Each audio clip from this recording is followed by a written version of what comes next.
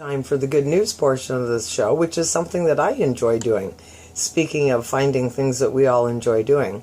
So here we are, August 13th, and the good news. Lots of good news going on in the world. Lots of great people. It's just not always what we hear about until we take the time to focus on it. So this first story is absolutely awesome, heartwarming. After 40 years of being buried in the brush of a local quarry, a class ring was returned to its rightful owner in an emotional reunion, thanks to the diligent sleuthing of a stranger. Nancy Kennedy first found the ring at a swimming hole in Hopewell, New Jersey last week.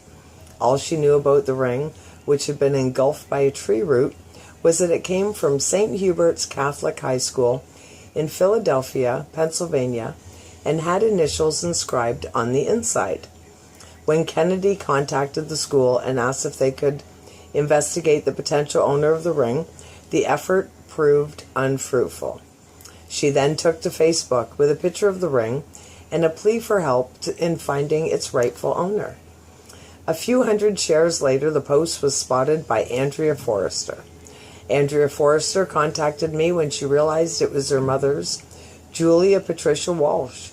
St. Hubert's class of 1949, says Kennedy, a former journalist. After her marriage, she went by the name Patricia Cariola, and sadly, she died in 1987. Walsh had lost the ring over 40 years ago, and Forrester, who was just a child at the time, could not believe that someone had found the piece of jewelry. Andrea is so grateful to have this memento of her mother, wrote Kennedy. As a young girl, Andrea remembers it being in her mother's jewelry box. She tried it on when her mother allowed her to play with her jewelry. My mother and I were best friends, said Forrester. It's been 30 years this past March, and I still miss her every single day. Isn't that awesome? Like, how amazing. And she's going to get some closure there now, and be able to look at that ring, and every time she looks at it, she'll think of her mom. If she has a daughter, she can pass it down. So very cool. Next up, another cool story about Craig Sullivan. Craig Sullivan has been struggling to find love since his wife lost her battle with cancer 18 months ago. But he deplores the idea of online dating apps. Instead of struggling with OkCupid, he was inspired by a British rock song to put his dating profile in a bottle. The 49-year-old Scottish widower has sent dozens of messages and bottles into the ocean in hopes that the right person would find one and respond. Though he originally planned to cast off hundreds of bottles, he was told to stop polluting the UK waters. His messages have, however, returned dozens of replies from places as far as Brazil, Turkey, the USA, South Africa, Portugal, China, and Japan. Wow! It's been an amazingly broad and deeply emotional clutch of messages that have come my way, says Sullivan. The single father first got the idea for the unconventional dating plan after he read about a dying children's author asking other women to date her husband in hopes that he would find love after her passing. As Sullivan contemplated how he could do something similar, the song Message in a Bottle by The Police started playing on his radio, and everything clicked into place. He wrote about his mission in a blog, where Sullivan has expressed his shock and gratitude over how much attention he has received from the bottles. I've been contacted by 137 people from different websites, newspapers, TV shows, and radio stations interested in the story, wrote Sullivan. I simply couldn't get back to everyone. As for those ladies who wrote to me, I just wanted to reassure you that I will reply to every one of your supportive, insightful, and detailed messages. It may take me a couple days to catch up with everything, but I will. If you live in London and you're interested in chatting with this inspiring widower, he describes himself as a reasonably attractive man who adores traveling, gardening, and spending time with his daughter, 2 cats, and 2 dogs. What an awesome story that is. And if I can just reflect for a second, a few minutes ago between the music, we were talking about how you have to have faith and how you have to do things like not control everything. That's the bottom line. We don't have to control everything. So it's interesting that he was going to throw 100 bottles out where he could throw out a smaller amount and just have faith that they're going to go to the right people. Imagine if he did a whole 100. Oh my word. That's a lot. So there's a little, hidden message there that you need to have some faith, right? Have some faith in the outcome. Have some faith that everything's going to be okay. Have some faith that the right person's out there, but you got to give them time to be in the right place at the right time. So, speaking of happy endings, here's our last story. Vanessa Howard knows what it's like to have nothing. That's why she's giving back to girls and women who are facing the same struggles she did. When Howard was just a teen, she was the victim of domestic abuse, had 3 children on her own, and just $1.75 to her name, according to CBS News. The youth eventually got the courage to leave her drug-infested household in Tampa, Florida, to see if she could make it on her own. Howard eventually met with a landlord who let her rent an apartment because he believed it was destiny that he was supposed to help the unfortunate young mother. She then started working at a local beauty salon to be able to support her 3 daughters. Decades later, Howard was finally able to open her own business and aptly named it the Giving Hands Hair Salon. As a means of uplifting other girls living in poverty around Tampa, the 62-year-old provides free services 1 day a month. Almost 300 women and girls from transitional housing and homeless shelters have benefited from Howard's free styling. I believe everything we go through for a purpose. I truly believe that nothing happens by coincidence, Howard told CBS News. I would encourage other broken women, business owners, all of us have a story, and I believe that we should use what we've gone through to help others. Isn't that the truth? Everybody has a story. Everybody has a journey. We've all been through stuff, but there's always light at the end of the tunnel, and you have to have some faith.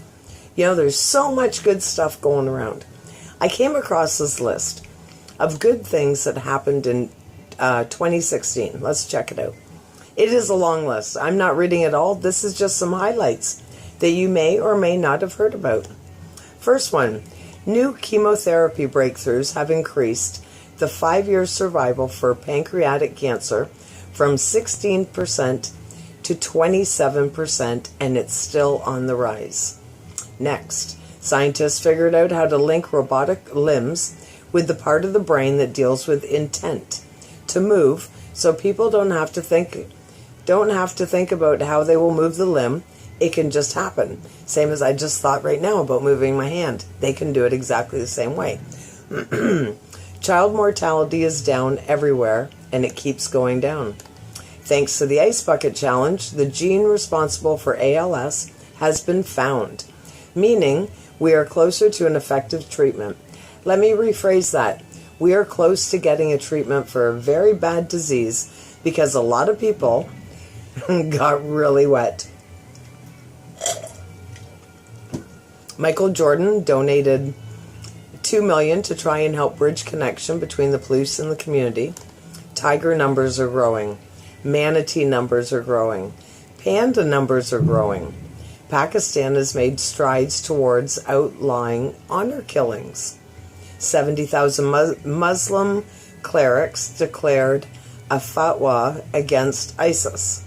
Pokemon Go players went insane with placing lure modules near hospitals for sick kids. That's awesome. California is now powering over 6 million homes with solar power, a record in the U.S. Volunteers in India planted 50 million trees in 24 hours. Wow, that's awesome. Apparently, world crime as a whole has dramatically declined in the last couple of decades. Awesome. Coffee consumption has been proved to help curtail cancer and suicide rates. 500 elephants were relocated to a better, safer, bigger home. What else? Dentists are once again providing free care to veterans who need it. Very cool. Arise Women's Legal Center has opened. Death by heart disease has decreased by 70% in the United States. Wow! 2 brothers saw color for the first time thanks to specially designed glasses. Portugal ran its entire nation solely on renewable energy for 4 days straight. There is so much good news. I could do this probably right till the end of my show, but I'm not going to. But this is a great big long article that's on the HuffingtonPost.ca in the good news section that I'm going to share on the Facebook Positive Power page that you can read the whole thing. You can read it anytime you're feeling down, when you need to boost. Share with your friends. We need to pick ourselves up. Nobody else is going to do it for us. That's the reality. So all these articles will be shared on the Positive Power page and on my Twitter and Spiritual Networks. And you can also listen to the news live every Tuesday and Thursday and Sunday night. Oh my God, where am I Friday night? Okay, Tuesday and Thursday, 11 to 12:30, and Sunday evenings from 7 to 9 on the Playfair Music audio stream. You can hear me read the news, or you can see the articles that I attach to the page. So, before I go, we got to have some food facts. You know, I talk quite often in the things I do about our own powers. We have our power to think, the power to eat, the power of our medicine, and the power of how we spend our money. Everybody wants our money. We have power there. So, do you like cinnamon? Cinnamon's very good for you. It is a highly delicious spice. It's been prized for its medicinal properties for thousands of years, and modern science has now confirmed what people have known for ages. So here are 10 health benefits of cinnamon. Number 1, cinnamon is a popular spice. It is high in a substance called cinnamaldehyde, which is responsible for most of the health benefits. That is a really big word. I like that. Cinnamaldehyde. Should be used in a spelling bee. Number 2, cinnamon contains large amounts of highly potent polyphenol antioxidants. Antioxidants are good. They keep us well. Number 3, the antioxidants in cinnamon have anti-inflammatory effects, which may help lower the risk of disease. Number 4, cinnamon can improve some key risk factors for heart disease, including cholesterol and blood pressure. Number 5, cinnamon has been shown to significantly increase sensitivity to the hormone insulin. Number 6, cinnamon has been shown to both reduce fasting blood sugar levels, having a potent anti-diabetic effect at 1 to 6 grams per day. Number 7, cinnamon has been shown to lead to various improvements for Alzheimer's disease and Parkinson's disease in animal studies. Very interesting. Number 8, animal studies and test tube experiments indicate that cinnamon may have protective effects against cancer. Yeah, let's do that. Number 9, cinnamaldehyde has antifungal and antibacterial properties which may reduce infections and help fight tooth decay and bad breath. And number 10, test tube studies have shown that cinnamon can help fight HIV-1, the main type of HIV virus in humans. Isn't that awesome? Now, just a note, not all cinnamon is created equal. Just like anything, right? So the cassia variety contains significant amounts of a compound called coumarin, which is believed to be harmful in large doses. All cinnamon should have health benefits, but cassia may cause problems in large doses due to the coumarin content.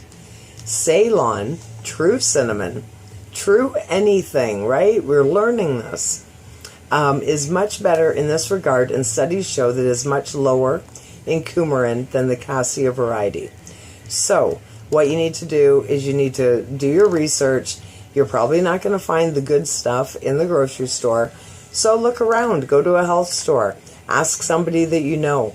Do your research, and maybe go to, like here in Sarnia, you may go to the Waterbug or something like that, a more natural store, and get your stuff. So there you go. Get some cinnamon into your diet. Get healthy.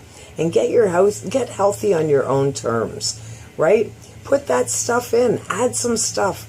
The less amount of ingredients, the better, right? So you want real stuff, real cinnamon. Sprinkle it on your stuff. You know, one of the home remedies that I've heard over the years for bronchitis and breathing disorders is local honey with a little bit of cinnamon and a little bit of ginger. And you have a spoonful every day. Just sprinkle the ginger and the cinnamon on. Have a big mouthful, and it'll help you clean out all your bronchial areas and just help keep you healthy. All the answers we need are in nature. We just have to learn. It's time to get back to the basics. We've been so spoiled. So let's start learning about what's around us, because all the cures are there. You know, we've got ourselves sick. It's the environment that we're in. So we need to take our power back and make ourselves well. So there you go. There's your good news for today. Thank you so much for listening in. And it'll all be posted on the Facebook page. And now, let's go back to some tunes, shall we?